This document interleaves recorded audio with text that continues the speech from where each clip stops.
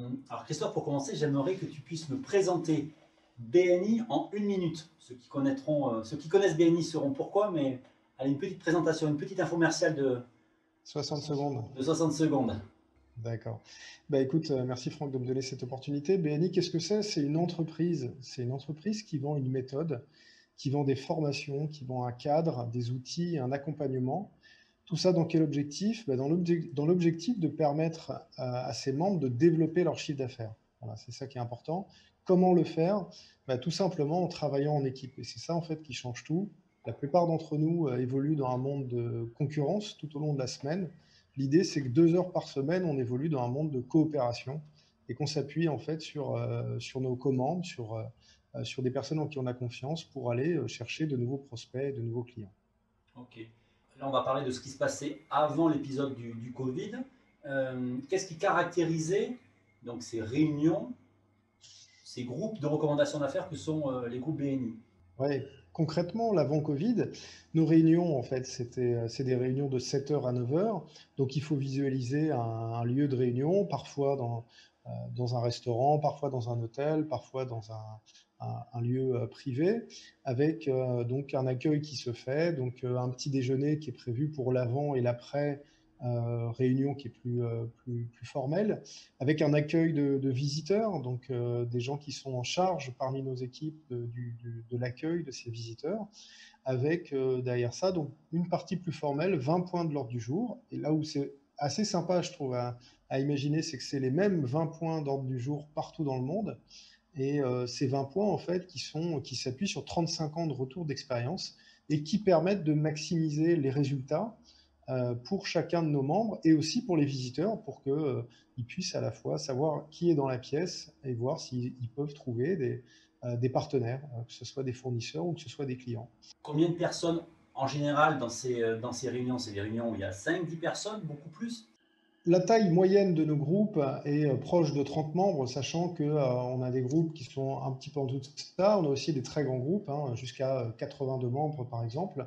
Et puis avec des invités, donc une réunion habituelle, c'était facilement 35 à 40 personnes qui pouvaient se réunir chaque semaine de 7 heures à 9 heures, avec après 9 heures généralement une partie plus informelle où on échange autour d'un café et on peut partager des conseils ou bien des mises en relation.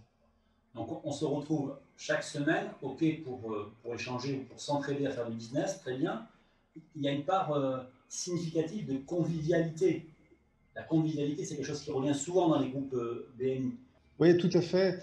Alors, la convivialité, mais au-delà de ça, pour moi, il y a deux choses qui sont vraiment importantes. Effectivement, ce point revient régulièrement.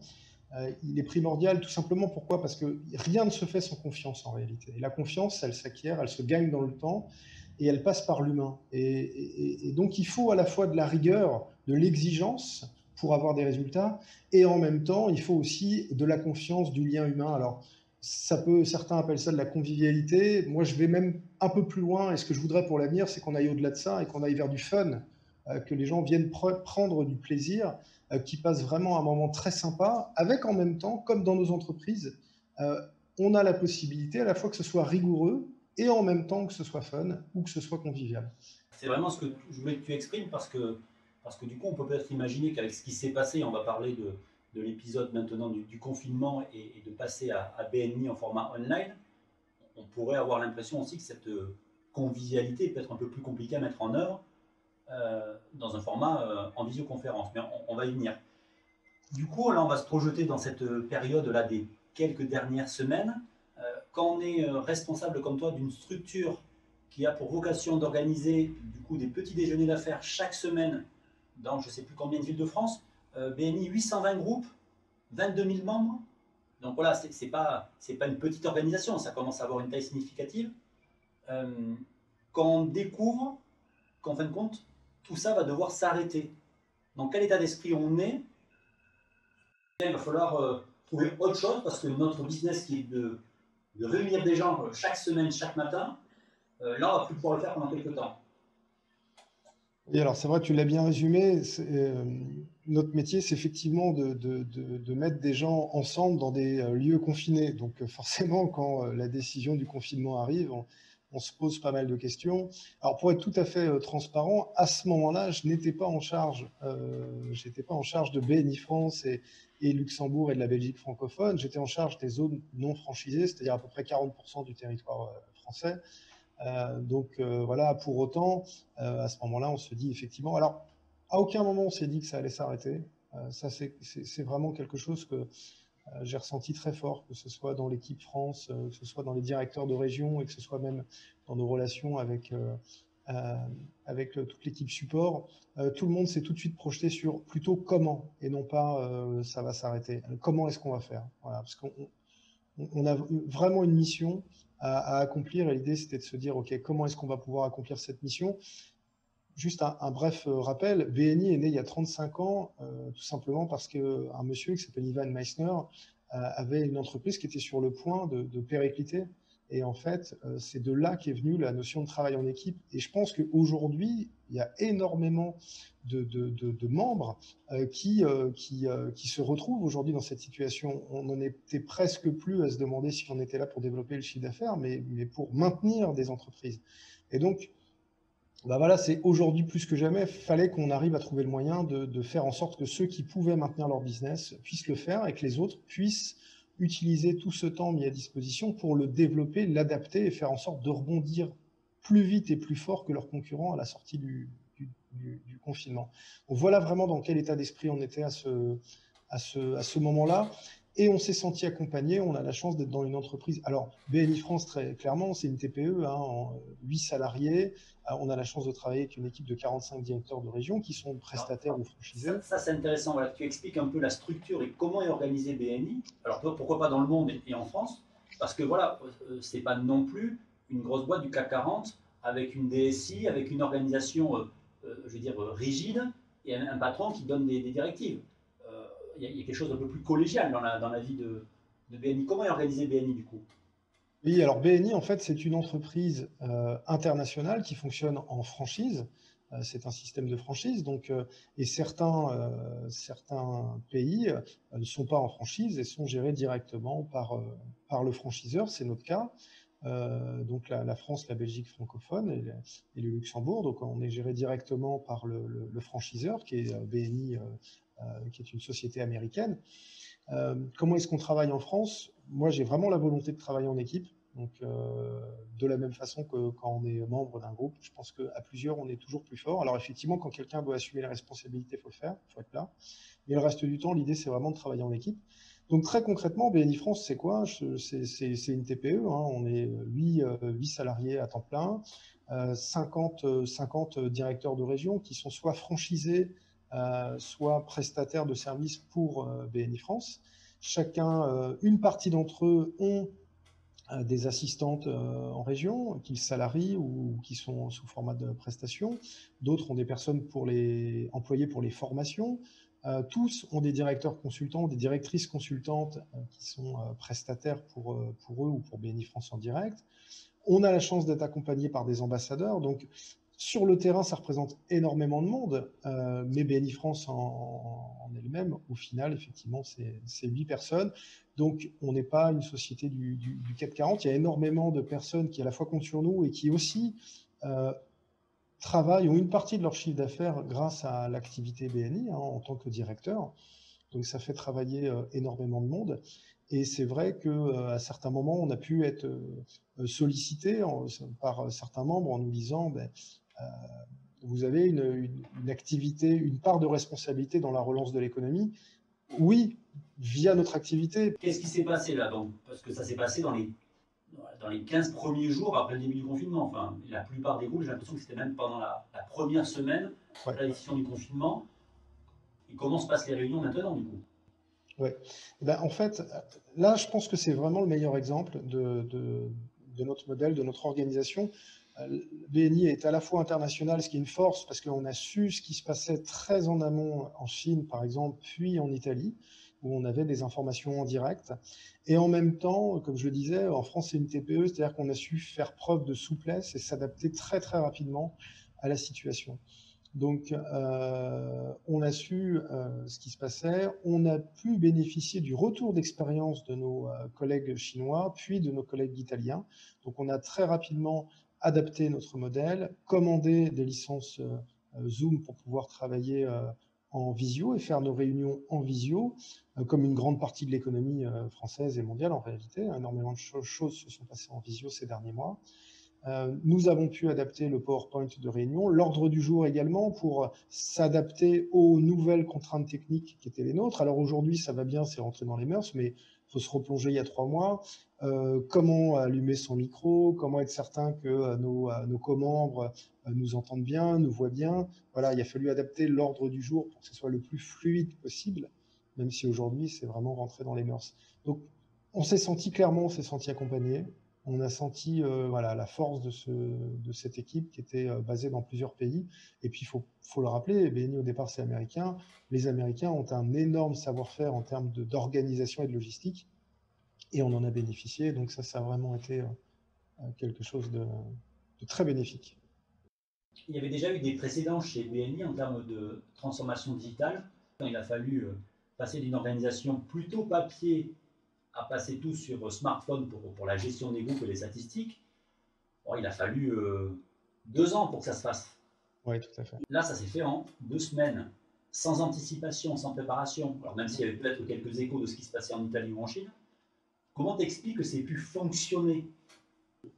Oui, alors juste pour revenir effectivement sur le passage du papier à l'application, c'est-à-dire qu'auparavant, effectivement, nos membres s'échangeaient des recommandations,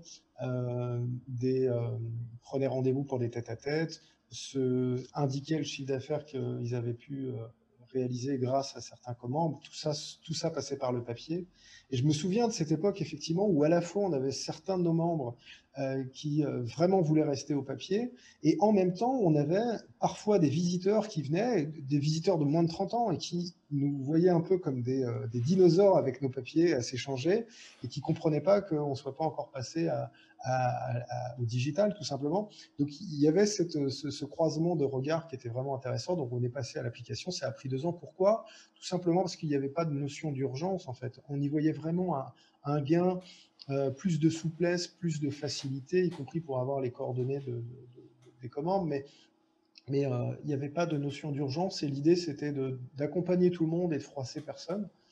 Là, on l'a fait en 15 jours. Pourquoi? Ça a été aussi une question à un moment c'était la priorité absolue. Et pour être tout à fait honnête, je pense que c'est pas en fait une victoire individuelle, c'est vraiment un boulot collectif. C'est-à-dire que tout le monde, que les membres, les ambassadeurs, les directeurs consultants, directeurs de région, directeurs de zone, tout le monde était prêt à accepter des changements. C'est-à-dire qu'à un moment, très clairement, on a tous accepté d'être confinés. Et je pense qu'intellectuellement, on s'est tous dit, OK, là, il y a quelque chose qui se passe. Il faut qu'on adapte. Il faut le monde est en train de changer. Il y a le monde d'aujourd'hui et le monde de demain. Il faut s'adapter. Et on a pu bénéficier de ça et du coup faire les choses très rapidement. Et puis, encore une fois, tout le boulot en amont qui a été fait pour que ce soit le plus simple possible. Et du coup, qu'on laisse personne sur le bord de la route, ça a aussi été vraiment dans nos têtes, ça. Au niveau de la plateforme, tu as parlé de Zoom. Est-ce qu'il y a eu, qu'est-ce qui a fait le choix de cette plateforme-là par rapport à d'autres? Alors en fait, le choix, il a été fait au niveau mondial. Donc chaque directeur national avait pu à un moment donner des préconisations. Bon, clairement, un certain nombre de plateformes ont été étudiées.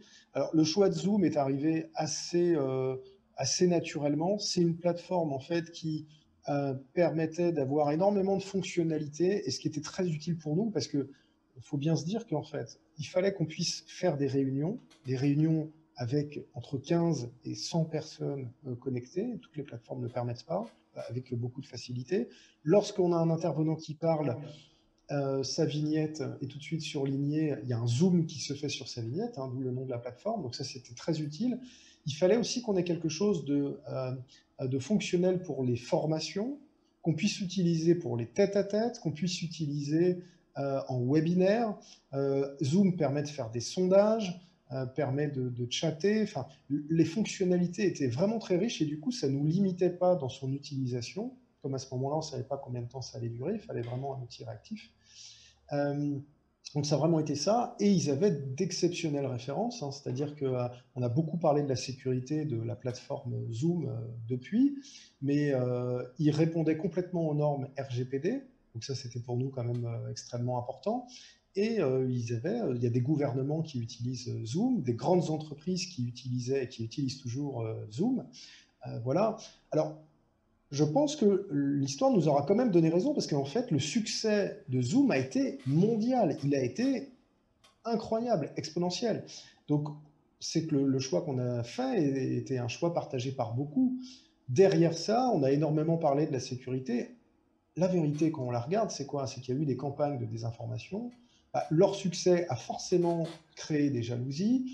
On se rend bien compte que la plupart des grandes, des GAFA et autres, ont proposé des plateformes euh, donc concurrentes, donc ils avaient plutôt intérêt à ce qu'on dise du mal de Zoom. Et on a vu aussi des grandes entreprises et des grandes entreprises françaises passer des accords financiers pour avoir des ristournes tout simplement, vu l'échelle de ce qu'ils achetaient, auprès de certaines plateformes, en contrepartie de quoi ils s'engageaient à une exclusivité. Donc on avait certaines entreprises qui nous disaient Zoom c'est dangereux. Bon, en vrai, ils avaient des accords qui avaient été passés avec d'autres plateformes qui leur interdisaient d'utiliser notre plateforme. Donc évidemment, les autres plateformes étaient indiquées comme dangereuses. Voilà. Donc je pense on a fait un vrai bon choix avec cette plateforme. Depuis, en termes d'utilisation, tout le monde en est extrêmement satisfait. Euh, voilà un petit peu comment ça a pu s'organiser. En tout cas, vous n'avez pas eu à faire de sacrifice dans votre mode de fonctionnement en disant, ben, telle chose qu'on fait habituellement, on ne le fait plus parce qu'on n'a pas la fonctionnalité. Il a fallu, exactement, il a fallu appréhender l'outil, se l'approprier en réalité. Et j'ai eu la chance d'assister à des réunions BNI de groupe où on voyait en réalité qu'à partir du moment où la barrière psychologique était élevée, qu'on avait un président ou un comité de direction qui s'était approprié l'outil, les fonctionnalités faisaient que ça laissait de la place à l'imagination, à la créativité, et qui avait tout à l'heure, tu sais, on parlait du convivial et du fun, et ben qui avait complètement de la place pour ça en réalité. Ça pouvait prendre une autre forme, mais qu'avec avec un petit peu d'imagination, on arrivait à faire des merveilles avec cette plateforme. 3 mois sont passés, on est toujours à utiliser Zoom pour les réunions BNI. Il y a un peu de recul maintenant. Quels sont les avantages? Est-ce que tu as pu découvrir, alors toi et les gens de l'équipe BNI, dans les usages, des avantages à utiliser la visioconférence pour les réunions qui sont organisées chaque semaine? Oui, tout à fait. Alors, effectivement, nos réunions sont toujours online. L'idée, c'est que le déconfinement se poursuivant, les signes étant positifs, ça va être de petit à petit venir sur des réunions en présentiel, voire hybride, avec des tests pilotes et puis un certain nombre de préconisations sanitaires évidemment respectées. Euh, alors, oui, la réunion online a des avantages. Alors, dans les avantages que je vais donner, l'idée derrière, c'est pas d'indiquer qu'à terme, on souhaite rester sur du online et qu'on se... Non, absolument pas. Voilà, l'idée, c'est de revenir au présentiel dès que c'est possible pour ceux qui le souhaitent. Par contre, il faut quand même admettre que le online a des avantages. Voilà, après, à chacun de considérer si c'est plus intéressant que le présentiel ou pas. On n'a pas le temps de route. Donc, alors c'est sûr que si le lieu de réunion était 5 minutes, la question ne se pose pas. Quand c'est une demi-heure pour certains, la question se pose. On n'a pas le temps de route, on n'a pas la route en elle-même. Donc, ça permet malgré tout soit de se lever plus tard, soit de travailler un petit peu pour son entreprise, soit de préparer une partie de sa réunion. On a la possibilité de se connecter soit depuis sa maison, soit depuis son entreprise. Et c'est pareil, ça permet aussi de s'adapter plus facilement aux agendas de chacun. On n'a pas le temps de préparation de la salle, donc tout ce temps qui était donné, tous ces efforts qui étaient mis en œuvre par les comités d'accueil, aujourd'hui, ils peuvent être utilisés pour un accueil des visiteurs. Ce temps disponible, on peut l'utiliser pour appeler les visiteurs en amont, les accueillir juste avant la réunion dans des salles virtuelles, passer un peu plus de temps avec eux après la réunion à nouveau dans des salles virtuelles. Donc voilà, il y a quand même des points positifs. Il n'y a pas le coût du petit déjeuner. Alors évidemment, pour nos membres qui sont hôteliers ou restaurateurs, là pour le coup c'est plutôt un point négatif. Il y a plus de frontières, plus de distance. On a eu la chance, j'ai pu voir dans une réunion d'un groupe breton d'accueillir des membres de la Guadeloupe. des membres dans d'autres réunions, des membres de la Réunion qui ont pu se connecter, des membres de Paris qui ont pu se connecter en province. Il y a pu y avoir des intergroupes ou dans une même région, ou voire dans des interrégions, où là, c'est encore une fois, il n'y a plus de problème de temps de route et de géographie, et ça, c'était juste extraordinaire. Alors, tu parles de ces avantages, ils sont énormes parce que évidemment ça permet de voir un autre groupe, de créer des liens. Derrière ça, on sait qu'il y a eu des tête-à-tête qui se sont réalisés intergroupes, voire interrégions. Et donc mécaniquement, il suffit de mettre les gens en relation et à un moment, il y a des choses magiques qui se passent.